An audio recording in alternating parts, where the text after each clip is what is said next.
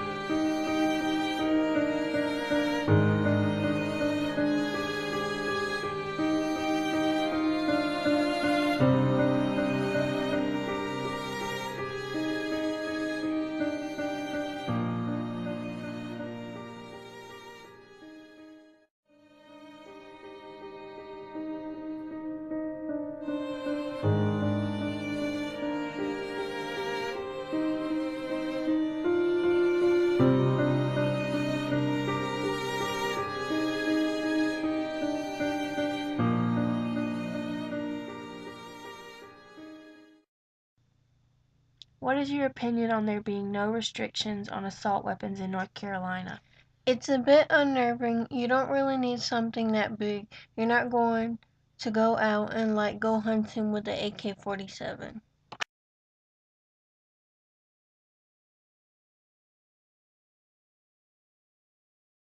State your name and age. Boyce Grooms, 50 years old. What experience do you have with guns, good or bad? In the military, they teach you to shoot an M16. So you were in the military? I went through that. I enjoyed the fun of learning how a weapon is used properly in good ways. As I progressed in my career, I became a bail bondsman, and I was in that business for 10, 11 years. We had to chase down people. Sometimes we had to draw our gun. Most of the time, we kept it as a safety. Do you think there has been a rise in the number of mass shootings in the last 20 years? I think the major issue here is the ability for information. There's more information out there, and of course, we see and hear more than we've ever seen before. But I do believe that there's been an increase in someone taking more than one person's life. I think there's some need there for people to try and understand why would someone want to go on a college campus or a child's preschool and take lives of innocent people. There's a terrible downfall in American morals, is what I believe. Okay, what type of things do you think we can do to fix these problems of the growing number of mass shootings? We need to address the issues of people who have gotten hold of weapons, specifically a person who has a mental disorder. I don't know how the process needs to change, but there should be a serious amount of time between being able to purchase and being able to verify that a person has never, ever had a mental or any type of schizophrenic bad behavior that would prohibit them from owning a weapon, period.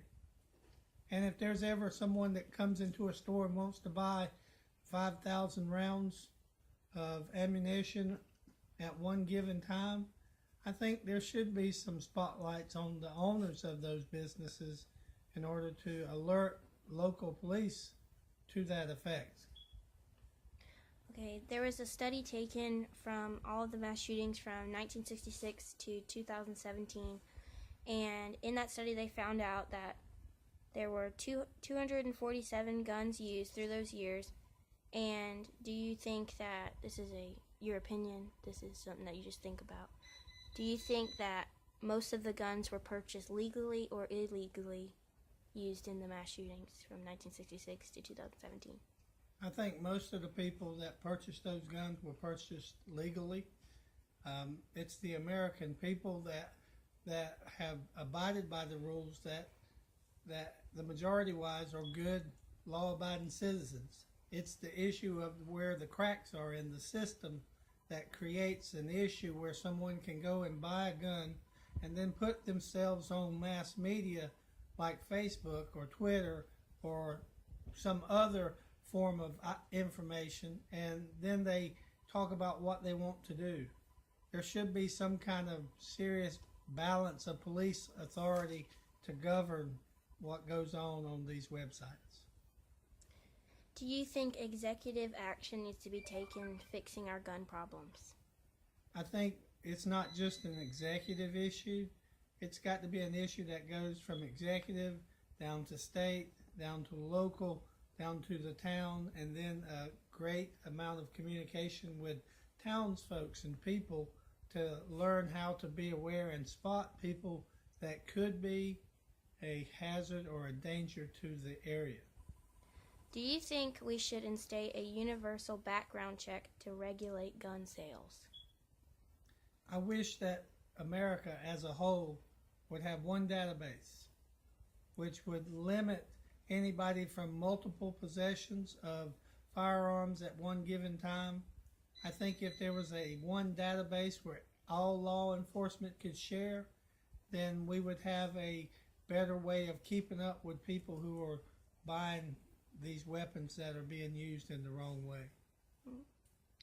Do you think we should instate a certain amount of rounds or guns someone can buy legally? I do. I believe that a person should not be allowed to store up massive amounts of ammunition for whatever reason. There's a danger there that can concern more people. There should be a limit on what you should be able to buy. We Americans are not inherently more violent people than folks in other countries. We're not inherently more prone to mental health problems. The main difference that sets our nations apart, what makes us so susceptible to so many mass shootings, is that we don't do enough.